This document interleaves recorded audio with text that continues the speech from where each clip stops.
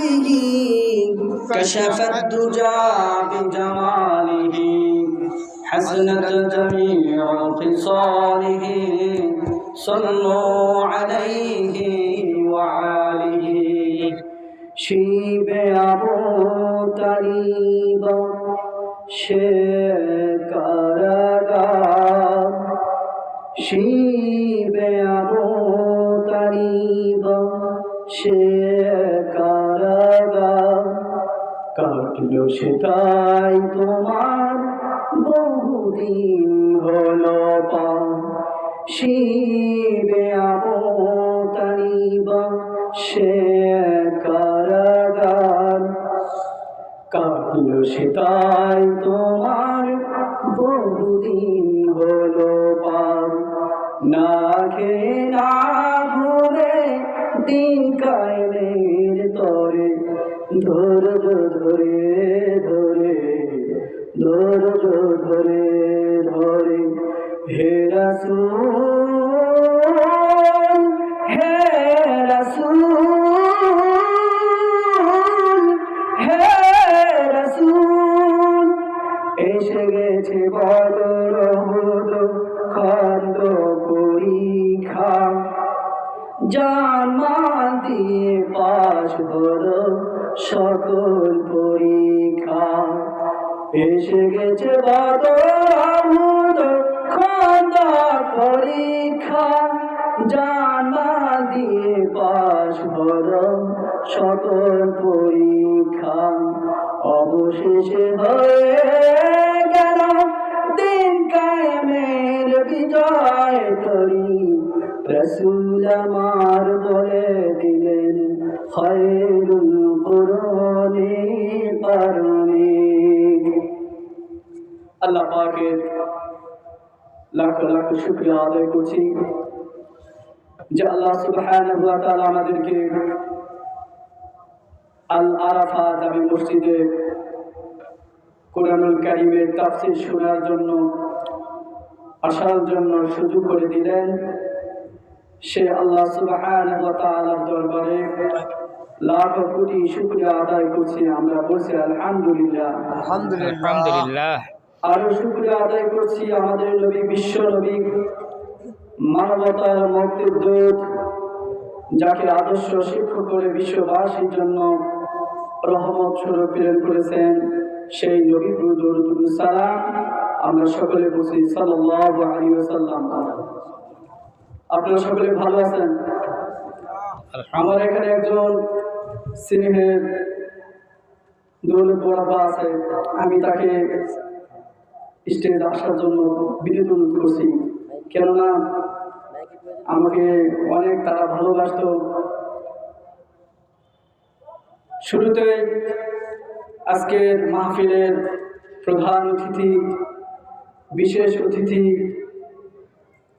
এবং যার মাধ্যমে আপনাদের সামনে কোরআনুল কারীম থেকে কথা বলতে পারছি, আমার সিনিয়র বড় ভাই শরীফ ইসলাম রতন, এবং প্রধান বক্তা থেকে শুরু করে চতুর্থ বক্তা পর্যন্ত যারা এখানে কোরআন এবং হাদিসের আলোচনা করবেন, সবাইকে আমি আন্তরিক মোবারকবাদ জানিয়ে এবং আল আরাফা জামে মসজিদের মাইকের আওয়াজ যতদূর পৌঁছচ্ছে, যারা শুনতে পাচ্ছেন, সবাইকে আমি আবারও আমার আন্তরিক থেকে আমি সালাম জানাচ্ছি। আসসালামু আলাইকুম ওয়া রাহমাতুল্লাহি ওয়া বারাকাতুহু। এবং আমার পর্দানিশী মা এবং বোনেরা, তাদেরকে আমি সালাম জানিয়ে আমি প্রথমে আপনাদের সামনে যে কোরআনুল কারীম থেকে তেলাওয়াত করেছি, সূরা বনী ইসরাঈলের একটি আয়াত আপনাদের সামনে আমি তেলাওয়াত করেছি, এর মধ্যে কিছু কথা বলবো ইনশাআল্লাহ। তো আমি এই মালগ্রাম আহমদিয়া ফুরকানিয়া হাফিজিয়া মাদ্রাসার প্রথম ছাত্র ছিলাম, অনেকে আমাকে চেনেন। এবং এই যে মাঠে আপনারা আজকে কোরআনুল কারীম শুনতেছেন, এই মাঠে আমার অনেক স্মৃতি আমি মনে পড়ছে। তো যখন আমি 2005 সালে যখন আহমদিয়া ফুরকানিয়া মাদ্রাসা থেকে হেফজ কমপ্লিট করলাম, করার পরে যখন আমি সরকারি মুস্তাফা বিয়া আলিয়া মাদ্রাসায় ক্লাস 7ম শ্রেণীতে যখন পড়ি, তখন আমি এই যে আমাদের পাশে যে একটা বিল্ডিং দেখছেন ঘিরা, এই জায়গাতে আমি প্রায় 1টি বছর কেটে দিয়েছি। এবং আসরের পর আমার সাথে আমি অনেক সময় ঘোরাফেরা করতাম। যে মসজিদের আজকে মাহফিল হচ্ছে সেই জন্য এই কথাগুলো বলছি। যখন এই মসজিদ প্রথম শুরু হওয়ার পরে আমি আসরের পরে একটু ঘোরাফেরা করতাম। তো এই দিক দিয়ে যখন যাচ্ছিলাম আল আরাফাত জামি মসজিদে মাগরিবের নামাজের সময় হয়েছিল, তখন আমি এখানে যিনি সভাপতি ছিলেন, নামটা আমার মনে হচ্ছে না, আমাকে বললো, হুজুর আপনি আজান দেন। আজান দেওয়ার পরে আমি নামাজও পড়ালাম। নামাজ শেষ করার পরে ওনারা বললো, হুজুর আপনি কি চাকরি করবেন এই মসজিদে? দেখেন, আজান দিলাম, নামাজ পড়লাম, আমার চাকরি হয়ে গেল। আলহামদুলিল্লাহ বলেন। মালগ্রামের প্রায় আমি 5 বছর এখানে পড়ালেখা করেছি। মালগ্রাম মধ্যপাড়া এবং কলেজপাড়া শান্তিনগর, আমি কাউকে ভুলবো না, আমি সবাইকে সবসময় স্মরণ করি। আপনারা দোয়া করেছেন বিধায় আল্লাহ পাক আমাকে একটা সরকারি জায়গায়, যেখানে কারাগারের ভিতরে আসামি ছাড়া ঢোকানো সম্ভব হয় না, ঠিক কিনা বলেন? আল্লাহ পাক সেখানে বন্দীদের খেদমত করার জন্য, কোরআনুল কারীম শিক্ষা দেওয়ার জন্য আল্লাহ পাক আমাকে ব্যবস্থা করে দিয়েছেন। আলহামদুলিল্লাহ বলবেন না? কত আলেম, কত হাফেজ আল্লাহ পাক আমাকে বাছাই করে কারাগারের ভিতরে বন্দীদের কোরআনুল কারীম শিক্ষা দেওয়ার জন্য ব্যবস্থা করে দিয়েছেন। আপনারা দোয়া করেছেন মালগ্রামের মানুষেরা আমার জন্য। আমি প্রায় মসজিদে বাইতুল আতিক জামে মসজিদে 2 বছর খতম তারাবি পড়াইছিলাম। অনেকে আমাকে 90% যারা এখন 10-12 বছর 15 বছর ছেলেরা আমাকে চিনবে না। যারা মালগ্রামের লোক আমাকে অত্যন্ত ভালোবাসে, আমার নাম শুনলেই সবাই আমার জন্য দোয়া করে, সবাই আমাকে চিনে। তো আমি আপনাদের জন্য দোয়া করব, আপনাদের ছেলে মেয়েদেরকে কোরআনের হাফেজ বানাবেন না বলেন? কোরআনের হাফেজ এবং আলেম বানাবেন। কোরআনের হাফেজ ছাড়া অনার্স মাস্টার্স কমপ্লিট করেছে, তার পিতার জানাজা করতে পারবে না, ঠিক কিনা বলেন? তো যাই হোক, আমি এই কথাগুলো বললাম। মাঝে মধ্যে যখন ক্লাস 7ম শ্রেণীতে পড়তাম, এই মাঠের মধ্যে আমি বিছানা নিয়ে ক্লাসে পড়া পড়তাম। তেমন কারেন্টের ব্যবস্থাও ছিল না, শুধু হারকিন জ্বালায় আমি পড়ালেখা করছি। এখানে প্রায় 2-3 বছর এখানে কেটে দিয়েছি। তো আল্লাহ পাক আপনাদের দোয়া করেছেন, আল্লাহ পাক আমি যতটুকু পেরেছি আল্লাহ পাক পড়ালেখা করেছি। অন্তত কোরআনের হাফেজ অনেকে ভুলে যায়, হেফজ কমপ্লিট করার পরে অনেকে ভুলে যায়। আপনারা দোয়া করেছেন, এখন পর্যন্ত আমি কোরআন ভুলি নাই। আপনারা দোয়া করবেন কিয়ামত পর্যন্ত এবং মৃত্যুর আগ পর্যন্ত যেন আমি কোরআনুল কারীম বুকে নিয়ে কবরে যেন যেতে পারি এবং হাসরের জন্য যেতে পারি। আল্লাহুম্মা আমিন। এতটুকু কথা বললাম। এখন মূল আলোচ্য বিষয়, আমি আপনাদের সামনে কোরআনুল কারীম থেকে সূরা বানী ইসরাঈলের একটি আয়াত তেলাওয়াত করেছি। আমার সাথে আপনারাও পড়বেন, যদি পড়তেও না পারেন একটু ঠোঁট লড়াবেন। আর যারা এই দিক সেদিক ঘোরাফেরা করছেন, মেহেরবানি করে ভাই এই জান্নাতের বাগিচায় বসে পড়েন, এখানে আসেন। একটি আয়াতের যদি অর্থ শুনে যদি আমল করতে পারেন, তাহলে অনেক এটা নাজাতের ওসিলা হতে পারে, ঠিক কিনা বলেন? কেউ যাবে না, মনে যাচ্ছে সেখানে খাবার দেওয়া হবে। একটি ঘোষণা সবার উদ্দেশ্যে বলছি, আমাদের আল্লাহর ফাজাইল মসজিদের যে সমস্ত মাহফিলের কমিটি ভাইরা রয়েছে তারা আমাকে মেসেজ দিয়েছে যে ওয়াজ শেষ হওয়ার পরে মুনাজাত শেষ করার পরে খাবার এখানে দেওয়া হবে, আপনারা এদিক সেদিক ঘোরাফেরা না করে কোরআনের কারিমের কথাগুলো একটু শোনেন মেহরবানি করে। যাই হোক, আল্লাহ পাক সূরা বনী ইসরাঈল আল্লাহ তাআলা বলেন, সুবহানাল্লাযী আসরা বিআবদিহি লাইলাম মিনাল মাসজিদিল হারাম ইলাল মাসজিদিল আকসা আল্লাযী বারাকনা হাওলাহু লিনুরিয়াহু মিন আয়াতিনা ইন্নাহু হুয়াস সামিউল বাসীর। আল্লাহু আকবার বলেন। আল্লাহু আকবার। আপনারা বুঝতে পারছেন যে আমি কোন বিষয়ের উপর আলোচনা করতে যাচ্ছি। তো আমরা এই মাস এমন একটি মাসে অতিক্রম করেছি, আয়াতের অর্থ বলার আগে কিছু আমাদের এই শাবান, রজব এবং শাবান মাসে কিছু আলোচনা করা অবশ্যই দরকার। তো এই মাসের রজব মাসের আজকে 24 তারিখ, কয় তারিখ বলেন? 24শে রজব চলছে। এই মাস আসার সঙ্গে সঙ্গে আল্লাহর রাসূল একটি দোয়া পড়তেন। আল্লাহ রাসূল জনাব মুহাম্মদুর রাসূলুল্লাহ,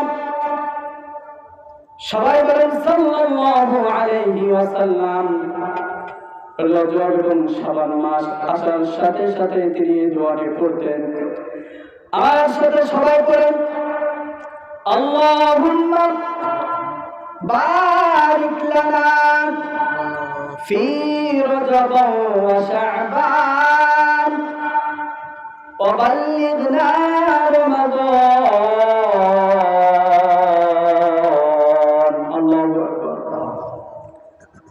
আল্লাহ রাসূল যখনই রজব এবং শাবান মাস আসতেন তখন এই দোয়াটি সবসময় পড়তেন এবং তার সাহাবীদেরকে, তার উম্মতদেরকে এই দোয়া পড়ার নির্দেশ দিতেন। সেই জন্য আমরা বেশি বেশি এই মাসে এবং শাবান মাসে এই দোয়াটি বেশি বেশি আমরা পড়বো। আমার সাথে আবার একবার পড়েন, আল্লাহুম্মা বারিক লানা ফি রজব ওয়া শাবান ওয়া বাল্লিগনা রমাদান।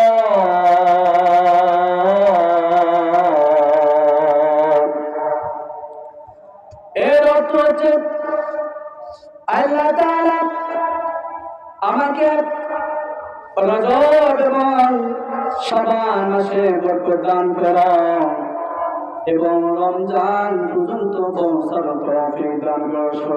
আল্লাহুম্মা আমিন। আমিন।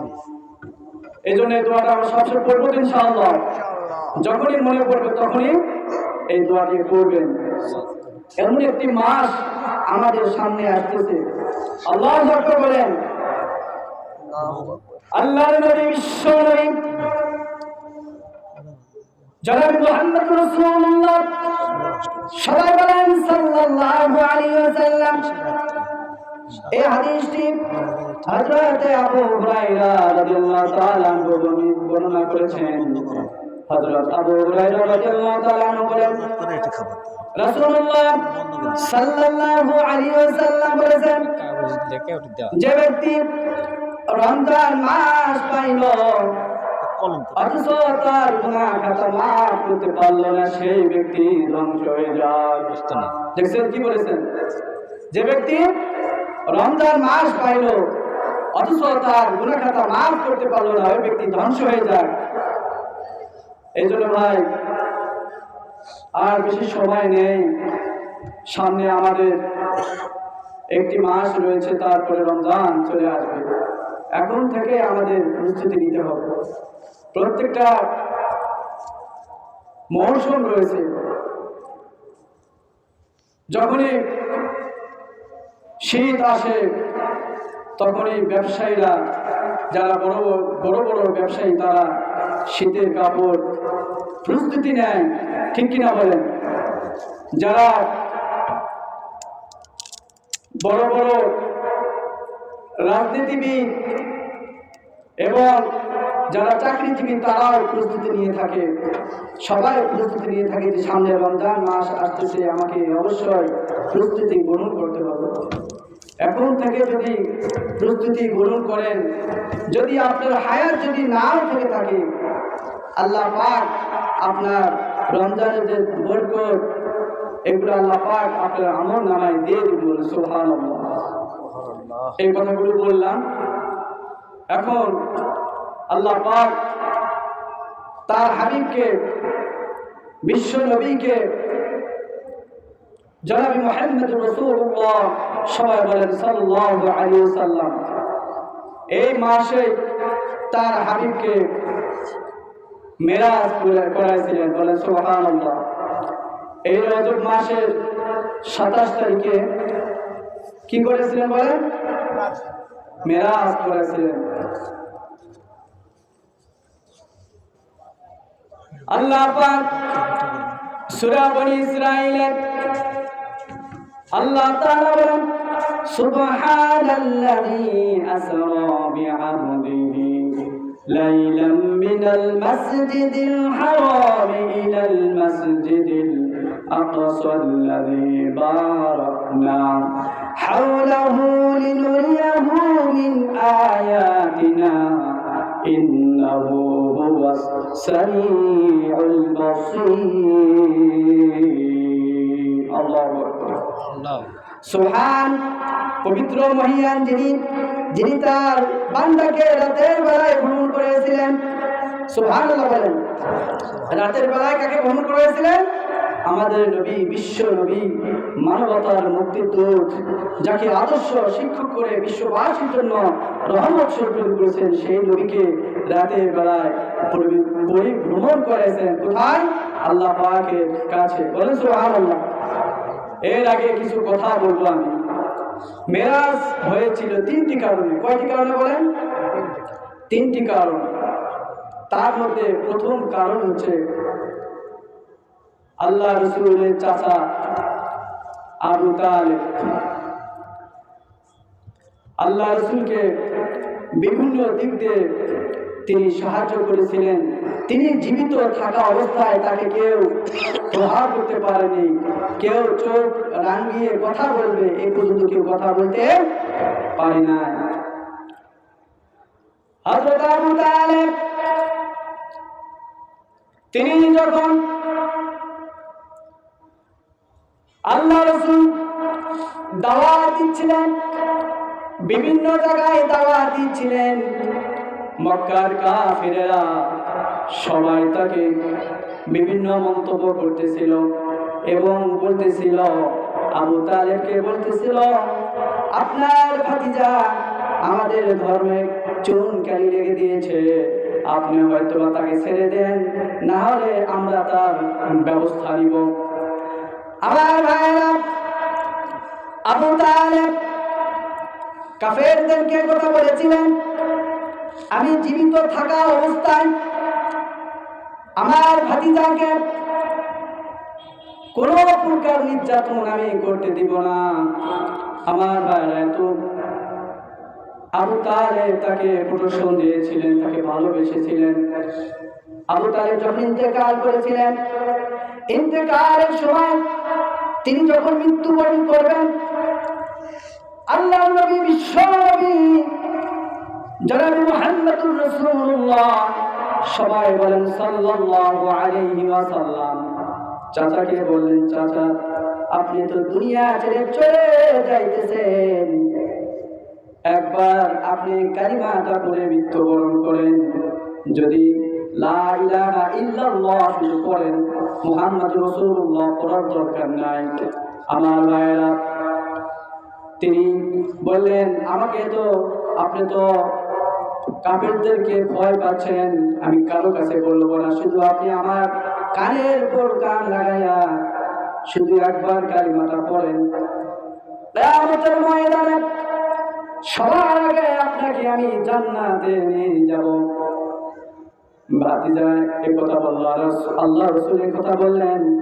আবু তালেব বললেন, ভাতিজা রে, তোমাকে আমি ভালোবাসি, কিন্তু আমি তোমার দিন সত্য, তোমার সব কিছু সত্য, কিন্তু আমি আমার বাপ দাদার ধর্ম ত্যাগ করতে পারবো না। তিনি মৃত্যুবরণ করে চলে গেলেন।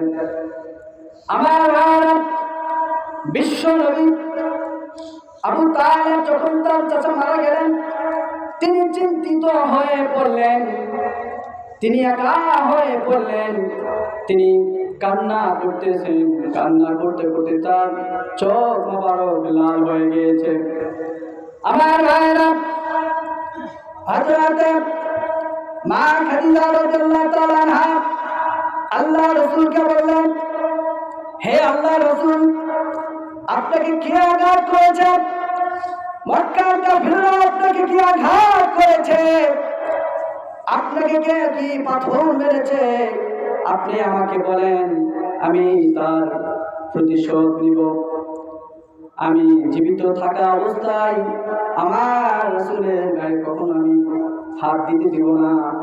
আমার ভাইরা, তিনি তখন বললেন, আল্লাহর নবী বললেন, ও খাদিজা, আমার প্রাণের স্ত্রী খাদিজা, আমার চাচা মারা গেছে, সেজন্য আমি কান্না করতেছি। হযরত খাদিজা রাদিয়াল্লাহু তাআলা আনহা বললেন, ও আল্লাহর নবী, মানুষ তো মারা যাবে, কেউ এই দুনিয়াতে থাকবে না, সকলকে তো চলে যাওয়া লাগবে। আমার ভাইয়েরা, এইভাবে হযরত খাদিজা রাদিয়াল্লাহু তাআলা আনহা বিশ্ব নবীকে সান্ত্বনা দিচ্ছিলেন। তারপরে তিনি বললেন, ও আল্লাহর নবী, আমার মনে হয় আমিও বেশি দিন এই দুনিয়াতে থাকবো না, কেননা আল্লাহ সুবহানাহু ওয়া তাআলা আপনাকে আপনার গার্জিয়ান হতে যাচ্ছে, আপনার জিম্মাদারি হয়ে যাচ্ছে। আল্লাহ তাআলা কারো যদি গার্জিয়ান হয়ে যায়, আল্লাহ তাআলা কারো যদি অভিভাবক হয়ে যায়, আল্লাহ তাআলার কেউ যদি অভিভাবক হয়ে যায়, তাহলে তিনি কাউকে রাখেন না। আমার মনে হচ্ছে আমি দুনিয়াতে থাকবো না। আমার ভাইরা, আবু তালেবের ইন্তেকালের 1 সপ্তাহ পরে হযরত খাদিজা রাদিয়াল্লাহু তাআলা আনহা ইন্তেকাল করলেন। হযরত খাদিজা রাদিয়াল্লাহু তাআলা ইন্তেকাল করার পরে তিনি বললেন, আমি আমার চাচা জীবন দশায় আমাকে কাফির বেঈমানেরা কোন সময় আমাকে আঘাত করেন নাই। আমার খাদিজা রাদিয়াল্লাহু তাআলা আনহা আমাকে ধন সম্পদ সব কিছু দিয়ে ইসলামের জন্য সাহায্য করেছিলেন। সেই খাদিজা রাদিয়াল্লাহু তাআলা আনহা তিনি যখন ঘরে আসতেন, কাফের বেঈমানেরা তিনি তাকে যখন আঘাত করতেন, খাদিজা রাদিয়াল্লাহু তাআলা আনহা তাকে ভালো পরামর্শ দিতেন, মলম লাগায় দিতেন, বলেন সুবহানাল্লাহ। সুখ দুঃখের গল্প করতেন। হযরত খাদিজা রাদিয়াল্লাহু তাআলা আনহা দুনিয়া ছেড়ে চলে গেলেন। নবী চিন্তিত হয়ে পড়লেন। এবার আল্লাহর নবী, বিশ্ব নবী জনাব মুহাম্মদুর রাসূলুল্লাহ, সবাই বলেন সাল্লাল্লাহু আলাইহি সাল্লাম, তার পালে পুত্র যায়কে নিয়ে তিনি তায়েফে চলে গেলেন। খুব সময় কম, সে তো সামান্য একটু করে টাচ দিয়ে চলে যাচ্ছে। আমার ভাইয়েরা, বিশ্ব নবী তিনি তায়েফে চলে গেলেন।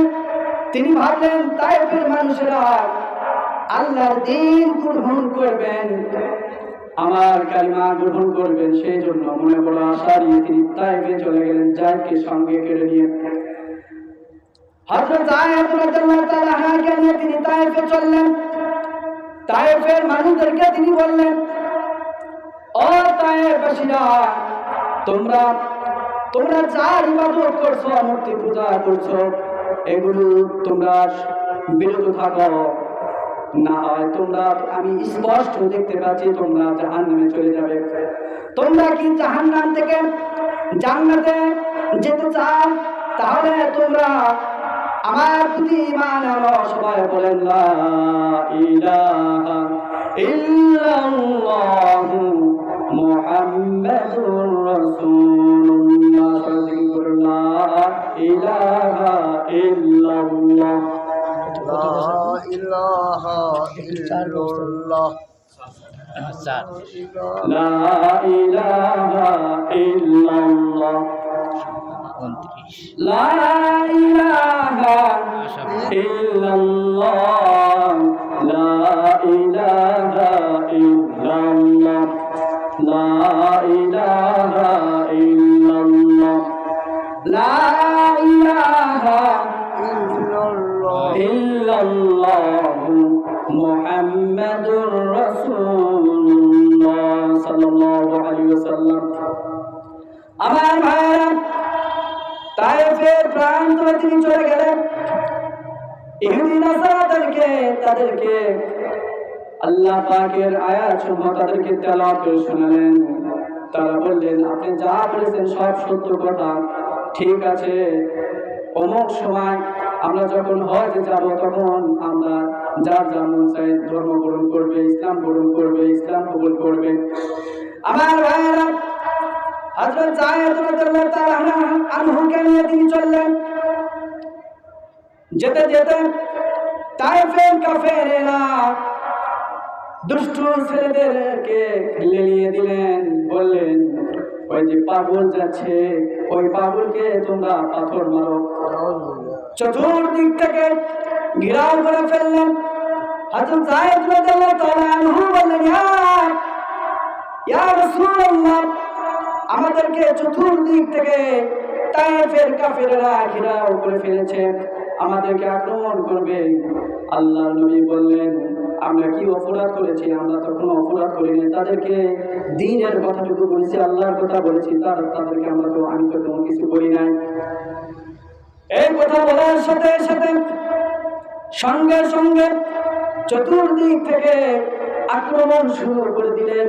আল্লাহ নবী বিশ্ব নবীকে তারা আক্রমণ করতে শুরু করলেন চতুর্দিক থেকে। আমার ভাইরা, আমার নবীজি পাথরের আঘাতে সারা শরীর রক্তাক্ত হয়ে গেল। হযরত যায়েদ রাদিয়াল্লাহু তাআলা আনহুকে রক্তাক্ত করলেন, তিনি বেহুশ হয়ে গেলেন, তারপরে হুঁশ আসলো। আমার ভাইরা, এই তিনটি কারণে আল্লাহ পাক তাকে মিরাজ করেছিলেন, বলেন সুবহানাল্লাহ। আমার ভাইরা, এবার বিশ্ব নবীকে সান্ত্বনা দেওয়ার জন্য তিনি একাকার হয়ে পড়লেন, তার পিছনে কেউ নাই এক আল্লাহ ছাড়া। তিনি তার হাবিবকে সান্ত্বনা দেওয়ার জন্য তাকে দাওয়াত দিলেন। কোথায় দাওয়াত দিলেন বলেন? আল্লাহ পাকের দরবারে। বলে, হাবিব, পৃথিবীর সবাই তোমাকে ভুলে যেতে পারে, আমি ভুলবো না। সেজন্য আল্লাহ পাক তাকে দাওয়াত করলেন এবং তার সাথে সাক্ষাৎ করলেন। সুবহানাল্লাহ। আমার ভাইয়েরা, সময় খুবই কম। বিশ্ব নবীকে হযরত জিবরাইল আলাইহিস সালাতু ওয়াস সালাম সঙ্গে করে নিয়ে তিনি রওনা করে দিলেন। প্রথম আসমানে তিনি রওনা করে দিলেন। মধ্যে অনেক কথা রয়েছে, কথা শেষ যেহেতু সময় নাই। বিশ্ব নবী হযরত জিবরাইল আলাইহিস সালাতু ওয়াস সালাম সঙ্গে করে নিয়ে তিনি প্রথম আসমানে গেলেন। প্রথম আসমানে পরিভ্রমণ করলেন। প্রথম আসমানে হযরতে আদম আলাইহিস সালাতু ওয়াস সালামের সঙ্গে সাক্ষাৎ হয়ে গেল। বলেন সুবহানাল্লাহ। আল্লাহ রাসূল বললেন জিবরাইলকে, ও জিবরাইল, ইনি কোন ব্যক্তি? জিবরাইল আলাইহিস সালাতু ওয়াস সালাম বললেন, ইনি হচ্ছে বাবা আদম আলাইহিস সালাতু ওয়াস সালাম। আমার ভাইরা, হযরতে মুহাম্মদ সাল্লাল্লাহু আলাইহি ওয়াসাল্লাম আদম আলাইহিস সালাতু ওয়াস সালামের সঙ্গে সাক্ষাৎ করলেন। সাক্ষাৎ করার পরে তার জন্য দোয়া করলেন এবং বললেন, তোমার জন্য আসমানের সকল দরজা সমূহ খুলে দেওয়া হয়েছে। বলেন সুবহানাল্লাহ। এবার তিনি জিবরাইল আলাইহিস সালাতু ওয়াস সালামকে সঙ্গে করে নিয়ে দ্বিতীয় আসমানে পরিভ্রমণ করলেন। দ্বিতীয় আসমানে হযরতে ঈসা এবং ইয়াহইয়া আলাইহিস সালামের সঙ্গে সাক্ষাৎ করলেন এবং ঈসা আলাইহিস সালামের সাথে কথোপকথন হলো, কথা হলো, অনেক আলোচনা হলো। হযরত ঈসা আলাইহিস সালাম আবার এই দুনিয়াতে আবার তিনি আসবেন এবং 40 বছর পর্যন্ত তিনি রাজত্ব কায়েম করবেন। 40 বছর পর্যন্ত। আমার ভাইরা, বাইতুল আকসাতে ইমাম মেহেদী আলাইহিস সালাম আসরের নামাজের সময় নামাজে দাঁড়িয়ে যাবেন। ইতিমধ্যে হযরত ঈসা আলাইহিস সালাম মসজিদের উপর থেকে তিনি রওনা দিবেন এবং তার জন্য অপেক্ষা করা হবে। জামাতের জন্য তারা সবাই দাঁড়িয়ে রয়েছে। ঈসা আলাইহিস সালাম চলে আসলেন। ইমাম মেহেদী বললেন, আপনি নামাজ পড়ান। হযরত ঈসা আলাইহিস সালাম বললেন, যেহেতু আপনার জন্য ইকামত দেওয়া হয়েছে, আপনি নামাজ আদায় করেন। আমার ভাইরা, এরপরে হযরত ইমাম মেহেদী আলাইহিস সালাম তিনি নামাজ পড়াবেন। এরপরে তৃতীয় আসমানে হযরত ইউসুফ আলাইহিস সালামের সঙ্গে সাক্ষাৎ হলো। জিবরাইল আলাইহিস সালামকে বললেন, ইনি কে? জিবরাইল আলাইহিস সালাম বললেন, ইনি হচ্ছে হযরত ইউসুফ আলাইহিস সালাম। তাকে তিনি যখন বসেছিলেন মনে হচ্ছে পূর্ণিমা চাঁদের মতো উজ্জ্বল। বলেন সুবহানাল্লাহ।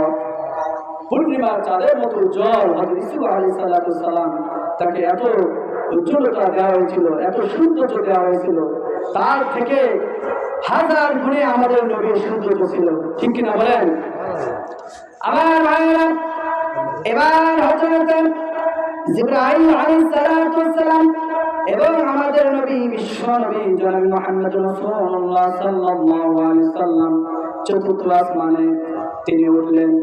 ওঠার পরে হযরত ইদ্রিস আলাইহিস সালামের সাক্ষাৎ হলো। এখানে অনেক কথা রয়েছে। ইদ্রিস আলাইহিস সালামের সাথে সাক্ষাৎ হলো। ইদ্রিস আলাইহিস সালাম তিনি বেহেশতের গেটের সামনে ঘোরাফেরা করতেছিল। তো জিবরাইলকে বললেন, ইয়া জিবরাইল, ইনি কে? জিবরাইল আলাইহিস সালাম বললেন, ইনি হযরত ইদ্রিস আলাইহিস সালাম। তিনি বললেন, আমাদের নবী বললেন, তিনি ঘোরাফেরা করছেন না কেন? ঘোরাফেরা করছেন কেন? বলছে যে আপনার জান্নাতে আপনি যতক্ষণ পর্যন্ত না যাবেন, কোন নবীকে জান্নাতের মধ্যে প্রবেশ করানো নিষেধ। আপনাকে প্রবেশ করবেন, তারপরে হযরত ইদ্রিস আলাইহিস সালাম প্রবেশ করবেন। আমার ভাইরা, এবার পঞ্চম আসমানে পরিভ্রমণ করলেন। পঞ্চম আসমানে হযরত হারুন আলাইহিস সালামের সাথে সাক্ষাৎ হয়ে গেল। তারপর ষষ্ঠ আসমানে হযরত মূসা আলাইহিস সালামের সঙ্গে সাক্ষাৎ হয়ে গেল। জিবরাইল আলাইহিস সালামকে বললেন, ইনি কে? জিবরাইল আলাইহিস সালাম বললেন, ইনি হচ্ছে হযরত মূসা আলাইহিস সালাম। মূসা আলাইহিস সালাম আল্লাহ রাসূলকে বললেন, আপনি আল্লাহ পাককে সাক্ষাৎ করার জন্য যাচ্ছেন, আল্লাহ পাক যাওয়ার সময় আমার সাথে দেখা করে যান। এখানে অনেক কথা রয়েছে। তারপরে সপ্তম আসমানে আল্লাহর নবী বিশ্ব নবী চলে গেলেন। সপ্তম আসমানে হযরতে মিল্লাত আবিকুম ইব্রাহিম হুয়া সাম্মাকুমুল মুসলিমিন।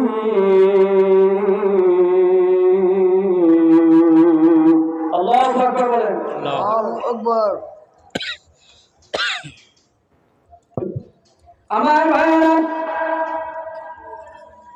সপ্তম আসমানে হযরত ইব্রাহিম আলাইহিস সালাম, আমাদের জাতির পিতার নাম কি বলেন? আমাদের জাতির পিতার নাম হযরত ইব্রাহিম আলাইহিস সালাম। তার সাথে দেখা করলেন। তিনি বাইতুল মামুরে হেলান দিয়ে তাক লাগিয়ে বসে রয়েছেন। বলেন সুবহানাল্লাহ। সুবহানাল্লাহ। জিবরাইলকে জিজ্ঞাসা করলেন, ইয়া জিবরাইল, ইনি কে? জিবরাইল আলাইহিস সালাম বললেন, ইনি হচ্ছে ইব্রাহিম আলাইহিস সালাম। তার চতুর্পাশে ছোট ছোট বাচ্চাগুলো ঘোরাফেরা করতেছে। জিজ্ঞাসা করা হলো, জিবরাইল আলাইহিস সালামকে জিজ্ঞাসা করা হলো, এই ছোট ছোট বাচ্চারা ঘোরাফেরা করছে কেন? তারা কে?